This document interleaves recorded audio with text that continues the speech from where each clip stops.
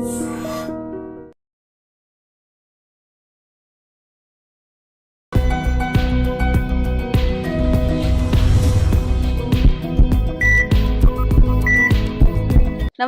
Welcome to healthy conversations with IT media. నేను మీ Jhansi. So ఈ రోజు మనతో ఉన్నారు వంటింటి చిట్కాలకు కేర్ ఆఫ్ అడ్రస్ అయిన మధుసూదన్ శర్మ గారు. సో కాన్స్టిపేషన్ గురించి మనం మాట్లాడుకున్నట్లయితే మన గట్ ని సెకండ్ బ్రెయిన్ కూడా అంటూ ఉంటారు.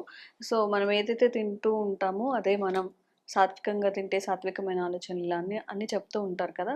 మరి ఈ కాన్స్టిపేషన్ వల్లనే మన సమస్య అనేది మన స్టమక్లోనే స్టార్ట్ అవుతుందంట. ఎందుకంటే అది అరగనప్పుడే అది కొన్ని డిసీజెస్ని ఫామ్ చేసే అవకాశం ఉంటుంది శరీరంలో. మరి కాన్స్టిపేషన్ నుంచి బయటపడడానికి ఏం చేయాలో అడిగి తెలుసుకుందాము. నమస్తే సార్. నమస్తే. సో మన ఆయుర్వేదం కాన్స్టిపేషన్కి ఎలాంటి సొల్యూషన్ ఇస్తుంది? చాలా చాలా సొల్యూషన్స్ ఇస్తుంది మా ఆయుర్వేదము. ఆయుర్వేదం యొక్క ప్రధాన ఉద్దేశం కూడా జీర్ణ వ్యవస్థను చక్కగా ఉంచుకోవడం. ఎప్పుడైతే జీర్ణ వ్యవస్థలో భాగమైనటువంటి ప్రేవులు కూడా సక్రమంగా ఉండి సమర్థవంతంగా పనిచేస్తాయో అనేక జబ్బులు రాకుండా ఉంటాయి. వచ్చినటువంటి జబ్బులు కూడా త్వరగా తగ్గిపోతాయి. కాబట్టి కాల విరేచనం ఆరోగ్యకరణం శ్రేష్టం అని చెప్పేసి మన పెద్దలు చెప్పడం జరిగింది. అంటే మోషన్ ఫ్రీగా రావాలి. సో ప్రతిరోజు సకాలంలో మోషన్ అయిపోతున్నారు అనమాట. మరి ఈ రోజుల్లో ఆ భాగ్యం ఎంతో మందికి లేదని చెప్పుకోవచ్చు. మనం 100లో దాదాపు 90% మందికి పైనే ఆ భాగ్యం లేదు. ముక్కుతారు, మూలుగుతారు, ప్రయత్నం చేస్తారు, తర్వాత రూమ్లోకి వెళ్ళిన తర్వాత స్మార్ట్ ఫోన్ చూస్తుంటారు, పేపర్ చదువుతుంటారు, ఏదో ఆలోచన చేస్తుంటారు, ముక్కుతారు, తర్వాత వాకింగ్ చేసి కూర్చుంటారు, నీళ్లు తాగి కూర్చుంటుంటారు, కాఫీ టీలు తాగి కూర్చుంటుంటారు. వాటిని తెలుసు అయినా అది కదలదు. కదిలేదానికి 10 నిమిషాలు పడుతుంది. పోనీ అకస్మాత్ ఏదైనా అది వచ్చినప్పుడు మోషన్ పోయిన తర్వాత వచ్చినప్పటికీ కొద్దిగా వచ్చేసి ఆగిపోతుంది. మళ్ళీ గట్టిగా ప్రయత్నం చేస్తే కానీ రాదు. బయటకు వచ్చిన తర్వాత అసంపూర్తిగా ఉండేటువంటి పరిస్థితి ఏర్పడుతుంది. అదేవిధంగా ఆ యొక్క ప్రభావం చేత క్రమక్రమంగా ఆకలి లేకపోవడము, అదేవిధంగా ఆ ప్రభావము దైనందిన జీవితంలో వాళ్ళు చేసేటువంటి పనుల మీద పడడము, ఇతర అనారోగ్య సమస్యలు కూడా గ్యాస్ట్రిక్ ట్రబుల్ సమస్యలు రావడము, తర్వాత ఈ మోకాల నొప్పులు, కీళ్ళ నొప్పులు ఇలాంటి సమస్యలు రావడము, హార్మోనల్ డిస్టర్బెన్సెస్ రావడము, పైల్స్, ఫిస్టులా, ఫిషరు ఇలాంటి సమస్యలు రావడము. ఒకటేమిటమ్మా, ఆరిజిన్ వచ్చేసి మలబద్ధకం అని మనం ఏదైతే అనుకున్నామో దానివల్ల ఇలాంటి అనేక రకాల సమస్యలు వస్తాయి. తలనొప్పి వస్తుంది, నిద్రపట్టకపోవడం, ఇలాంటివన్నీ కూడా కలుగుతుంటాయి. కాబట్టి వీటన్నిటిని దృష్టిలో ఉంచుకొని కాల విరేచనం ఆరోగ్యకరణం శ్రేష్టం, మలబద్ధకం సమస్త రోగవర్ధకం. ఈ మలబద్ధకం ఏదైతే మోషన్ సరిగా కాదో దీనివల్లనే అనేక జబ్బులు దీనివల్ల వస్తాయని కూడా చెప్పడం జరుగుతుందమ్మా. కాబట్టి మోషన్ ఫ్రీగా అయ్యేందుకు మనం ఆహారపరంగా జాగ్రత్తలు తీసుకోవాలి. అదేవిధంగా మన పరిధిలో ఎంతవరకు మనం ఎక్సర్సైజ్ చేయాలంటే ఎక్సర్సైజ్ చేస్తుండాలి. అదేవిధంగా క్షేమదాయకమైన ఔషధాలు తీసుకోవాలి. అంతేగాని ఆధునిక కృత్రిమ రసాయన ఔషధాలు మరి దీర్ఘకాలం పాటు వాడుకోవడం వల్ల వాటికి ఉన్నటువంటి పరిధులు పరిమితులు ఉండడం చేత వైద్యులు కూడా అవసరాన్ని బట్టి వాడుకోమని, కొన్నాళ్ళ పాటు వాడుకొని ఆహారపరమైన జాగ్రత్తలు తీసుకోమని చెప్తారమ్మా. రెగ్యులర్గా వాడుకోమని చెప్పి వైద్యులు కూడా చెప్పారనమాట. ఎందుకంటే వాటికి ఉన్న పరిమితులు ఉన్నాయి. మరి లాంగ్ టర్మ్ వాడుకోవడం వల్ల సైడ్ ఎఫెక్ట్స్ వచ్చేటువంటి అవకాశం ఉంది. అంతేకాకుండా ఒకే ప్రమాణము ఒకే డోసులో కొన్నాళ్ళ పాటు రెగ్యులర్గా వాడడం వల్ల అదే డోసు మళ్ళీ వాడితే పనిచేయదు. ఇలాంటి ఇబ్బందులు ఉన్నాయి. కాబట్టి వైద్యులు కూడా అందుకే తగిన జాగ్రత్తలు చెప్తుంటారమ్మా. మరి ఔషధం ఎలా తయారు చేసుకోవాలంటే 3 పదార్థాలు. కరక్కాయల యొక్క చూర్ణాన్ని ఒక 100 గ్రాములు తీసుకోవాలి. కరక్కాయ పెచ్చుల యొక్క చూర్ణం మనకు మార్కెట్లో దొరుకుతుంది. ఒక 100 గ్రాములు కరక్కాయ పెచ్చుల యొక్క చూర్ణం, అందులో 25 గ్రాములు సునాముఖి చూర్ణం. గత అనేక వీడియోల్లో కూడా నేను చెప్పడం జరిగిందమ్మా. సునాముఖి చాలా అద్భుతంగా పనిచేస్తుంది అనమాట మోషన్ ఫ్రీగా అయ్యేందుకు. అంటే పెద్ద ప్రేవుల్లో ఈ మ్యూకస్ను ఎక్కువగా ఉత్పత్తి చేసేసి, అంటే జిగురు పదార్థాన్ని ఎక్కువగా ఉత్పత్తి చేసేసి చాలా సునాయాసంగా సులువుగా మోషన్ వచ్చేందుకు కూడా ఈ సునామికి చాలా అద్భుతంగా పనిచేస్తుంది. ఆ సునామికి ఆకు పొడి తాజాగా మనకు తయారు చేసినది మనం విచారించి తీసుకోవాలి. లేకపోతే ఎండినటువంటి సునామికి ఆకు మనకు దొరుకుతుంది కాబట్టి తెచ్చుకొని మనం మిక్సీలో వేసుకొని పౌడర్ తయారు చేసుకోవాలి. సో 25 గ్రామ్స్ సునామికి పొడి, 25 గ్రామ్స్ వామును వేయించి చేసినటువంటి పొడి. ఈ 3 పదార్థాలు బాగా కలపడం వల్ల బ్రహ్మాండమైనటువంటి మోషన్ ఫ్రీగా కలగజేసేందుకు ఔషధం రెడీ అయిపోతుంది. దీన్ని ఒక గాజు సీసాలో నిల్వ ఉంచుకొని రోజు రాత్రి పడుకునేటప్పుడు 1 టీ స్పూన్ ఈ పౌడర్ని 100 ml గోరువెచ్చని నీళ్ళలో కలిపేసి సేవిస్తున్నారమ్మా. ఈ విధంగా రెగ్యులర్గా తీసుకోవడం వల్ల వితిన్ 1 day or 2 days లోనే దాని యొక్క ఫలితం కనిపించేసేసి మోషన్ సెన్సేషన్తోనే మెరుగు వస్తుందమ్మా. సో మనకు ఉదయం పూట మోషన్ సెన్సేషన్తో మెలకు వచ్చేసిన పరిస్థితి ఏర్పడి మోషన్కి వెళ్ళిన తర్వాత కూడా ఎక్కువసేపు ముక్కడం మూలగడం ఇలాంటి పరిస్థితి లేకుండా సజాయిగా దేహధర్మంలో భాగంగా జీవధర్మంలో భాగంగా ఆటోమేటిక్గా ఆ మల పదార్థం అంతా బయటికి వెళ్ళిపోతుంది అనమాట.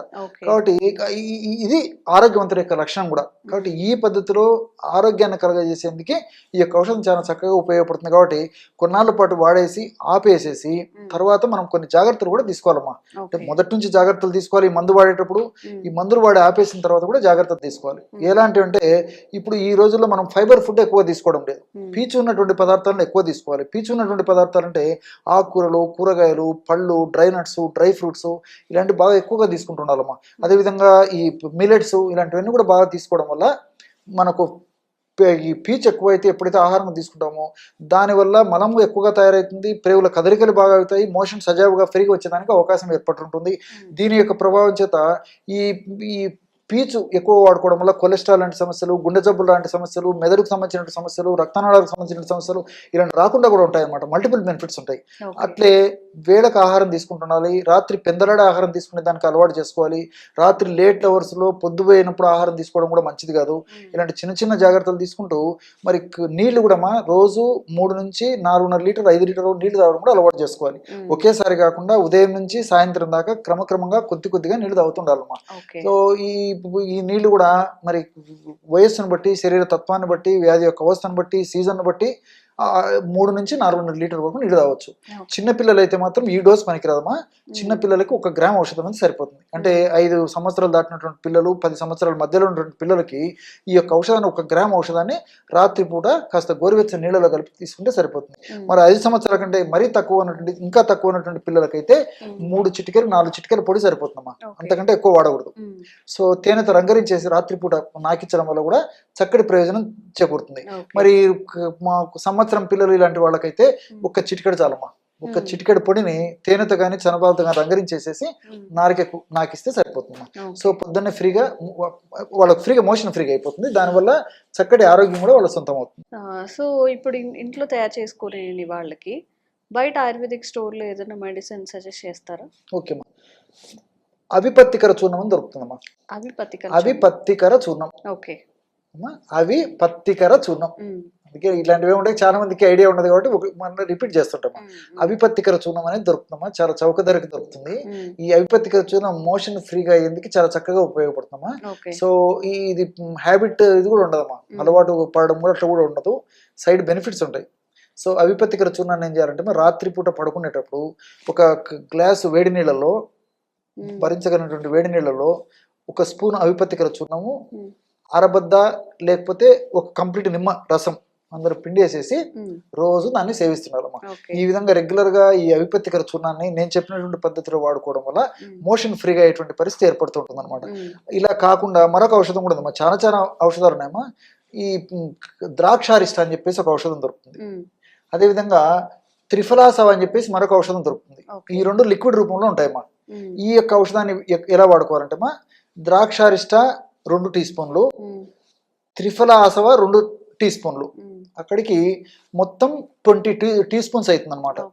సో కాస్త నీళ్లు కలిపేసేసి ఆహారం తర్వాత మధ్యాహ్నం ఒకసారి తీసుకోవాలి. అదేవిధంగా రాత్రిపూట కూడా మరొకసారి ఆహారం తర్వాత తీసుకోవాలి. సమస్య కొద్దిగా అదుపులోకి వచ్చిన తర్వాత, మలబద్ధక సమస్య తగ్గిపోయిన తర్వాత కేవలము రోజు రాత్రిపూట మాత్రమే ఆహారం తర్వాత లేదా పడుకునేటప్పుడు 2 టీ స్పూన్లు ద్రాక్షాసవ, 2 టీ స్పూన్లు త్రిఫలాసవ లేదా ద్రాక్షారిష్టాన్ని కూడా దొరుకుతుందమ్మా.